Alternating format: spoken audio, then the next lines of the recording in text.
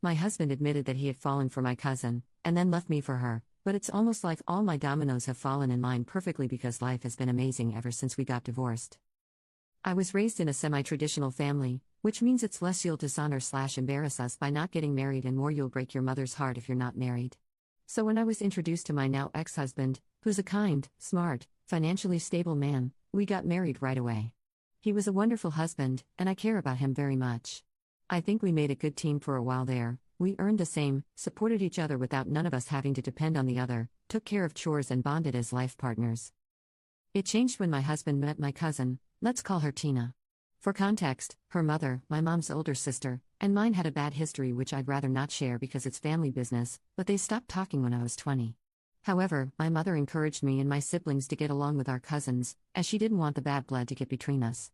My relationship with Tina is civil at best, though, as she became more like her family as she got older. We talked from time to time, and there was even a period where we talked on a daily basis, and I guess that was the time my husband and Tina interacted. I noticed the change in my husband, of course. He spent more time on his phone and seemed more distracted when we're together. I accepted it as we getting used to each other, until he came and talked to me, guilt-ridden, depressed, that he had fallen for Tina, and thought it would be wrong to keep lying to me. Looking back, I think that was brave of him. I appreciate him the most for it.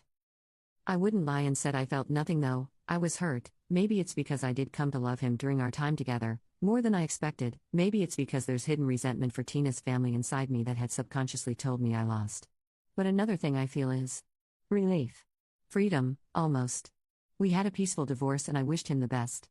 Tina and I did not talk after, but my family and I had some long, tearful conversations.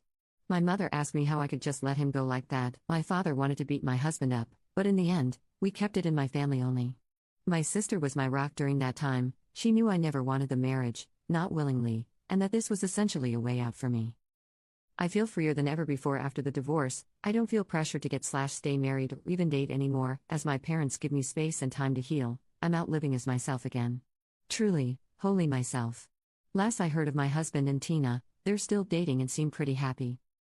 P.S. One of the last things Tina's mother said to mine was, "You'll have to beg me for help one day." I think it's funny because it did come true somehow for the younger generation. Tina did help me, in a sense. Toast to you, cuz. Edit. Just wanted to add that he never cheated on me physically, i.e., they didn't sleep with each other behind my back before the divorce. As I mentioned, he talked to me about it very clearly and maturely.